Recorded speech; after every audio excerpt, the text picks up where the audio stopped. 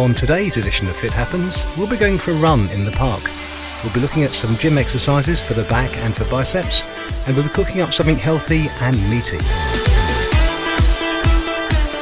Hi, and welcome to Fit Happens. This is the show where we hope to inspire and motivate you to increase your fitness levels and reduce your fatness levels. My name is Chris Saramba, I'm the head of Fitness Over 50, and I'm joined by Keith Cormican. Hi Chris, how are you? Yeah, I'm very well. That's good. Now, I want to find out a little bit more about yourself. Tell us about your own background and where you came from. How did you get involved in fitness? It's a long story, but I know we've only got a minute or so. Give us a short version. You get the short version, okay. When I turned 50, I was very fat, overweight. I was technically obese at 17.5 stone, about 110 kilos. I decided to get a lot fitter, thanks to a doctor's warning that told me I should do. I hooked up with a great personal trainer and found a way of losing a lot of weight. I've got a picture here of a couple of pictures of what I looked like in my olden days. Woo. This is me on the left at 17.5 stone. It's the same guy. Yeah, hard to believe.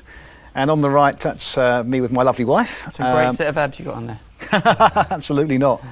And me on the right with my wife. I call that my Eamon Holmes period, by the way, the one on the right. They are very similar. I do think it looks like Eamon Holmes. I see the resemblance. But that's what I say it was in the bad old days.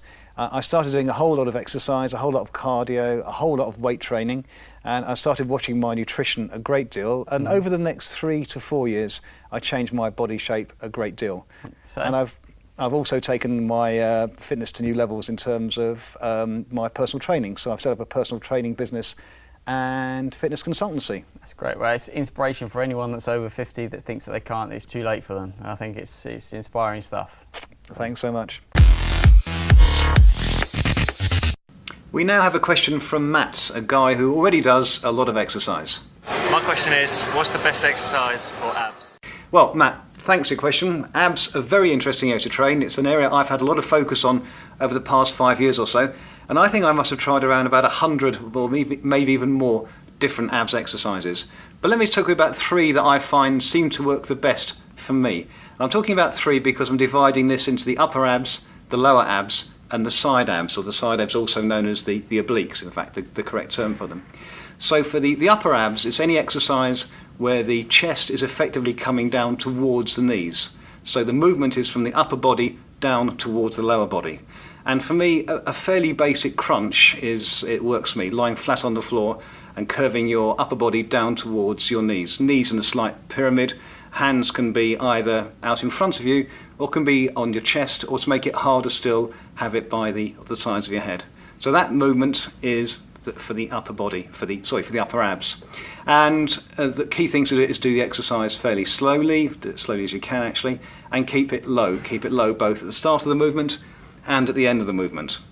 That's the upper abs. Moving down to the lower abs, this is the opposite if you like. The upper body remains still, and this is where the lower body, the legs, come up towards the chest. This can be done in a variety of ways, but my favourite is using a chair, such as a Roman chair, which is what one of these devices is called, where you're lifting your legs such that they come parallel or almost parallel and being lowered, again, more slowly back to the starting point. A lot of pressure being put onto the lower abs here, so do that slowly and do it carefully and lower more slowly than you raise. If this is too hard, by the way, you can do it with a bend in the knees, so that your legs don't have to be stuck straight out, your legs can actually have a bend in them at the knees. So we've looked at upper abs and we've looked at lower abs. Let's look at the obliques or the side abs. Again, loads and loads of exercises for this. This is the one that I prefer. It's where you're leaning to and fro between the vertical, moving one direction, then you move in the opposite direction.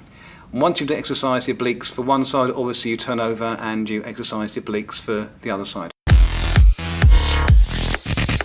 Good morning everybody and welcome to parkrun number 251. Hey! Stop!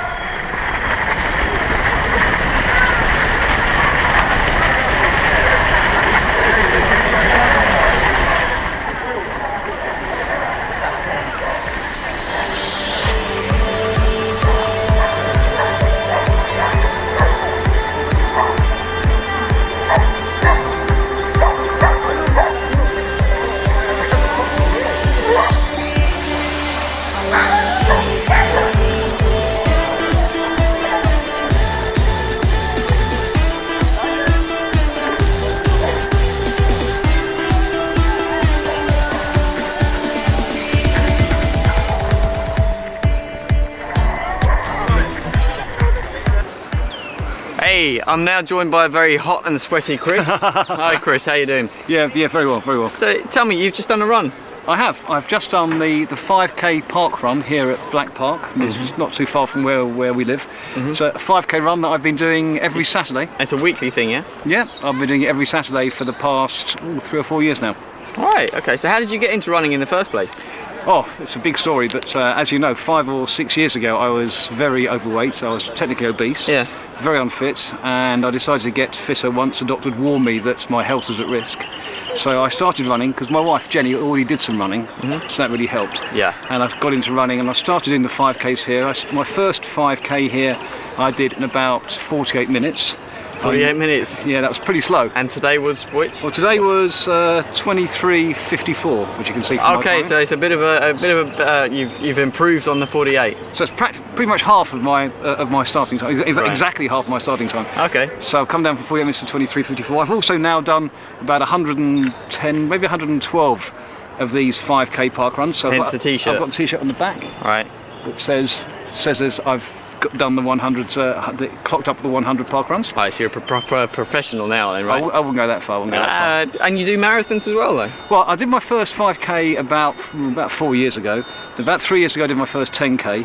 2 years ago I did my first half marathon, and last year I did my first marathon. Right. And this year I've got 3 marathons planned. So you're a passionate runner now. You're a proper advocate of like getting into running. I am. Running is a great way of getting fit. So tell me, what do you like about running that you prefer to other types of cardiovascular activities, like as opposed to like cycling or swimming? Well, I think running is just one component, because I also do cycling and I do swimming and I do triathlon sometimes, which merges together all 3 of those. Yeah, I was going to say, because you know that I'm a big fan of like cycling. Yeah, indeed. Yeah, as opposed to running. And so I do cycling and I do swimming and I do running as well, and triathlon. But of course I do a lot of stuff in the gym as well. So I'm a big believer that fitness, all-round fitness, requires both some cardio work, which is running and cycling and swimming and so on. And also weight training in the gym too. Then last question then, like your calorie wise, because like if you're doing your running and you're doing your cycling, do you adapt your calories accordingly? Like you're going to take in twice as many, well maybe not twice as many calories, but you're taking in more calories because you're doing so much physical work. I don't really change it, because this level of physical work that I'm doing now is what I've done consistently now for the past 4 or 5 years, and that's really how I've changed from being being very overweight and being unfit to being pretty fit and to being fit. So, but what I'm saying is, if you were only doing like weight training activity, would your calories be slightly lower than what you're doing because you're doing your running and your weight training? You obviously you adapt. Yeah, probably. I mean, my typical calories at the moment are about 2,700 a day, which is probably more than most people of my size would have. But I'm doing more activity than most people. Yeah, because I'm usually doing some cardio activity, whether it's running around this park or running around another park or maybe on a cross trainer gym. I'm usually doing some of that usually every single day. Right. And I'm doing some weight training every day as well. So by adding the 2 things together, I usually end up with more activity than most people. Yeah. And as a result, I burn more calories. Would you eat before you do your run? In the morning, I don't know. If I'm doing a morning run like today, or if I'm going to gym to do some cardio work on a cross trainer, no. All I'll have is something either as a fat burner supplement, or maybe some black coffee. But I won't have any. I won't have any calories. Black beforehand. coffee, good fat burner, natural fat burner. A natural fat burner, yeah. I mean, there's a strategy which I'm a big believer in called fasted cardio, which is basically delaying breakfast until after you've done your first bit of cardio exercise. So for me, it's now it's now getting on for 10 o'clock in the morning. I've been up for 3 hours, getting pretty hungry, haven't eaten yet. I was just about to say, you're ready for a bacon sandwich now or something then after this? I think I'll go for one of your breakfasts, one of your power breakfasts. Power breakfast, it sounds even better. So you must be hungry. Listen, you've earned your breakfast, so take it easy. Thanks very much. Have a good breakfast. And I'll see you later. Soon. Cheers. Take it easy. Our question now is from Danny, a man standing right by his fruit stall. Hello, I sell a lot of fruit here, and the question I'd like to ask you is fruit really that healthy? So, Danny's question is a great one about fruit, because people do think that fruit is the most saintly of things to eat, because we're told to eat 5 portions of fruit and veg per day. So people think fruit is absolutely fantastic, and first of all, fruit is far, far better than many things, but it doesn't actually deserve its totally 100% saintly reputation, because fruit's got lots of great things in it. Fruit's got things like vitamins, minerals, phytochemicals, chemicals we don't even know what they do yet, and it's packed with fibre as well. So lots of great things from fruit. Add to that, it's an entirely natural product. So lots and lots of good things with fruit. There are just a couple of bad things with fruit which stops me telling you to have unlimited amounts of fruit. Is first of all, it's packed, unfortunately, with sugar. And the sugar that's in fruit is called fructose. And fructose is the one type of sugar that is most likely to turn to fat within the body compared to every other type of sugar. So fructose is not the best thing to have if you're trying to lose some weight. And the other thing that's not that wonderful with sugar is that sugar has the ability to turn off a hormone in the body called leptin. Now, leptin is the hormone that tells the brain that you are full when you've eaten something. So if you eat lots and lots of food, by the time you're getting full, leptin will kick in and tell the brain, stop, okay, you can stop eating now, I'm full. If you have fruit, then the action of leptin is cancelled, it's removed. So you'll never ever feel full by eating fruit. So fruit is great. Lots and lots of good stuff in fruit, lots and lots of great stuff, but there are also one or two bad things as well, especially that fructose and the ability to nullify the effect of leptin.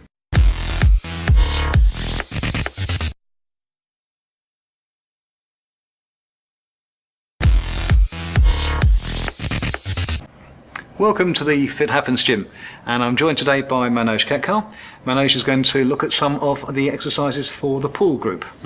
The pull group is part of the upper body muscles that were used for pulling things towards us, and those particularly are the back and the biceps. So if you think of things involving the back, we're pulling something from here towards us, or we're pulling from up down towards us. In both cases, we're pulling something from far away towards the core of the body, towards the chest. Also, the biceps form part of the pull group as well. From here, curling upwards, we're bringing a weight or resistance towards us. The final one of the pull group is the posterior deltoids, the rear parts of the shoulders, where we're pulling a weight towards us this way, and the shoulders are going further back that way.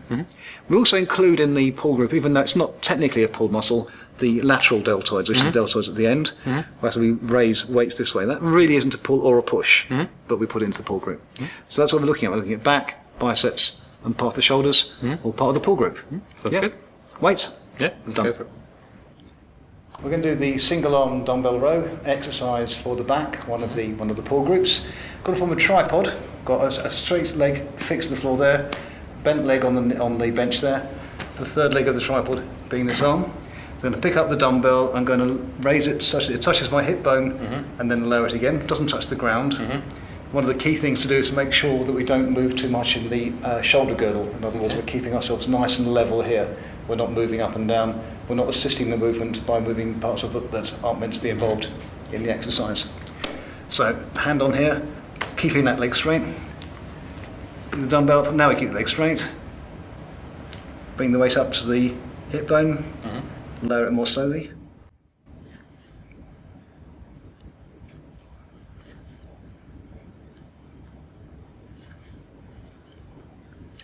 And the key thing we're not doing, as I say, we're not rocking at all, we're not inducing any motion that way or forwards. Okay, Yeah. give it a try. Give that a whirl.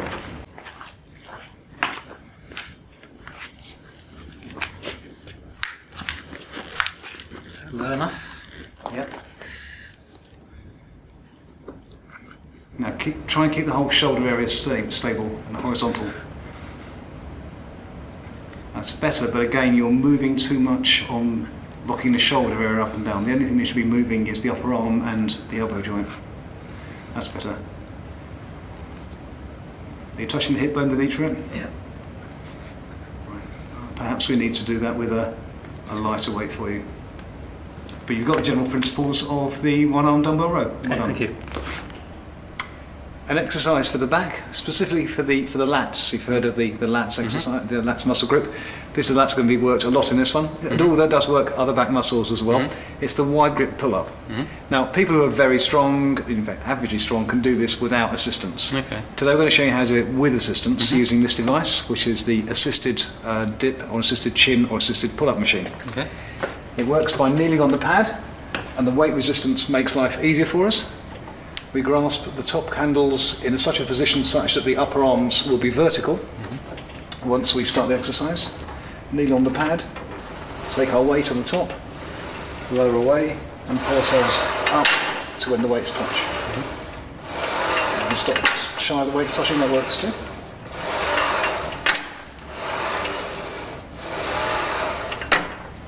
You should feel this all the way through the back. As I said, particularly the lats as well. Okay. You dismount by taking both feet obviously off the kneeling pad and send on these pedals. Okay, we'll give it a try. Arms about here. Yep. So you've got vertical arms. You take the resistance, pull up, exhale as you pull up.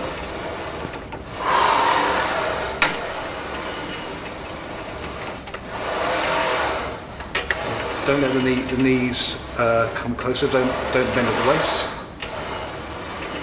Bending at the waist is a sign the weight is too heavy. Not enough help. Okay. That's it. So again, we could have probably changed the weight on there to give you a little bit more assistance. More assistance there, I think. Yeah. But well done, great. Right, do the barbell bicep curl. Barbell bicep curl is one of the pull group of exercises because it's working on the bicep or one of the pull muscles.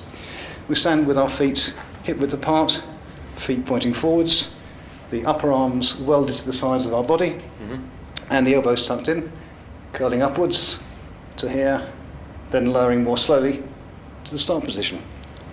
Making sure throughout that the elbows remain locked and the upper arms are welded to the sides of the body.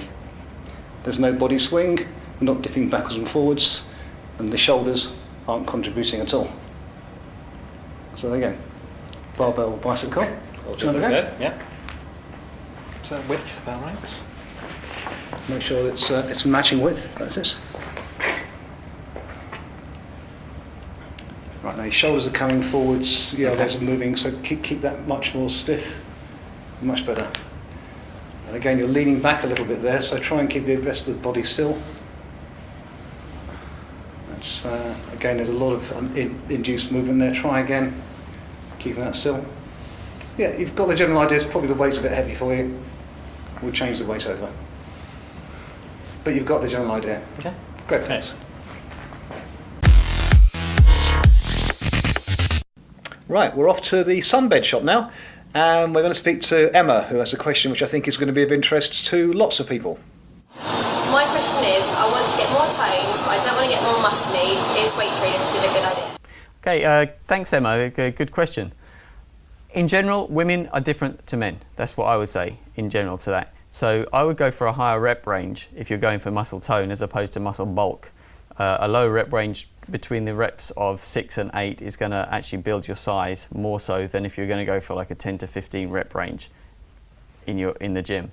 Also remember that women have got different hormones to men, so you're not going to put on as much muscle mass as men are in general. So don't worry about turning into Arnold Schwarzenegger all of a sudden if you're just going to pick up a dumbbell.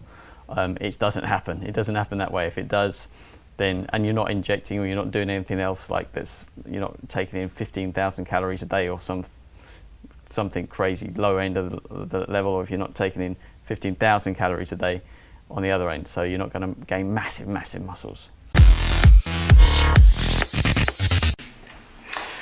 Hi, what's up guys? Welcome to Fit Happens, welcome to my kitchen. I'm Keith Cormican. I'm joined again today by Mr. Rob Chalmers. How you doing, Rob? Good man, how are you? Good to see you. Good stuff. Good to see you. Okay, what we're going to go to for today is we're going to do a healthy recipe which is not geared towards vegetarians. Now, I'm hoping that you're not a vegetarian. I'm not, Keith, no. Good man. Yes, good man. There's nothing wrong with being a vegetarian, don't get me wrong. I've got a lot of people that I've worked with that are vegetarians. You can get your protein in via vegetarian sources, but it's a lot easier if you're able to have meat. So today we're going to have some good, proper Irish meat. Good stuff. Good red meat. And we're going to combine that with something different to spuds though. We're not going to do sweet potatoes like I know that you're a fan of sweet potatoes. I'm going to give you a variation. We've got some fresh pasta. Cool. Again, it's quick, it's simple, it's easy. Anyone can do it. It takes minutes to cook and it's really good for you as well. It's a carbohydrate source, but you're going to combine that with your protein.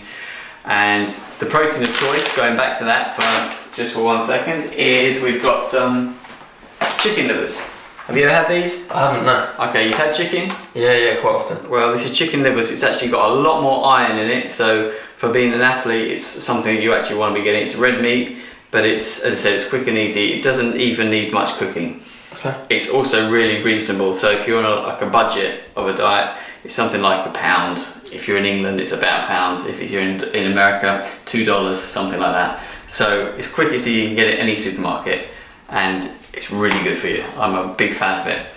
It's a bit chewy at times, but as I said, it takes minutes to cook. So, show you how quick and easy it is. What you want is a simple bowl like this. I'm sure everyone's got bowls like this in their kitchen. We've got the water boiling for the pasta. In fact, what we'll do is we'll go for the liver first, because this is the most important macro. So we'll open the box. Just slit it open with a knife. It's red meat, so if you're cooking fish, make sure that you do it completely separate, because this is like red meat and you want to keep them separate. What we'll do is, there's 2 of us, so we'll throw the whole lot into the bowl. After this is, what we can do is we'll cover that, so I'll get some aluminium foil. So we've got some aluminium foil. So we'll take this out, and this is just basically to cover it, so when we put it into the oven, it's not going to go all crispy on the top. So what we do is we'll throw this into the oven, and while this is cooking, so what we'll do is just throw this into the oven. So what we've got here, Rob, we've got the fresh pasta, we've got the water which is now being brought to the boil, which is fine. This pasta I prefer over to the other pasta. I don't know, do you not use normal pasta usually? I'll go brown pasta. Fusilli is normally one I go for. Yeah. Not really that one, but I'm open to any time. But as I said, I mean, I like fresh pasta because it cooks a lot quicker, and it's a lot closer to nature as well, rather than all that the freeze-dried pasta. I like to try and get some vegetables in with this as well. Yeah. So we're going to do that now. The liver is almost cooked. As I said, the liver does not take long to cook at all. So I've got just some basic salad here. You can cook the salad. I tend not to, because I like to, as I said, try and keep everything as raw as possible. If you say it's a bit tasteless, get over it. You know, it's good for you. Learn to like it. It's like people that say, I don't like water, it's tasteless, it's boring. Learn to like it. You know, it's good for you. It's going to do you good long run. It's cooked. It is cooked. So it's going to be really hot. These new modern ovens are great because they kind of cook 3 times quicker than anything else that I've ever been used to. So I'll make sure that we'll put it on it. We'll see the steam coming out. This is the liver. So when we take this off, it should be pretty much cooked. Yeah, it is. I can smell it here now. Smells like a beef-eater restaurant, which I know a lot of my Irish family used to go to. Serve you up a bit. Oh, this looks just so good. Get it on. You need building up, boy. I'll give you some of this. I'll just throw the whole on. I'll give you, help yourself to any more that you want, if you need some more. Let's try and keep this kitchen tidy. You know, people aren't aware of it, you know, they don't think go with the chicken livers, especially, I mean, if you're a vegetarian, obviously you're going to stay away from anything like this. It's good. Listen guys, give this a try at home. I want to thank Rob again for joining me. Again, it's always a pleasure having you in my kitchen. Join me again next time and might show you some like nighttime meals or something like that. But as I said, it's always a pleasure. So, thanks for watching. Keith and I are off to do a 5k run in the park, hopefully in less than 30 minutes. And we'll see you again next time on Fit Happens.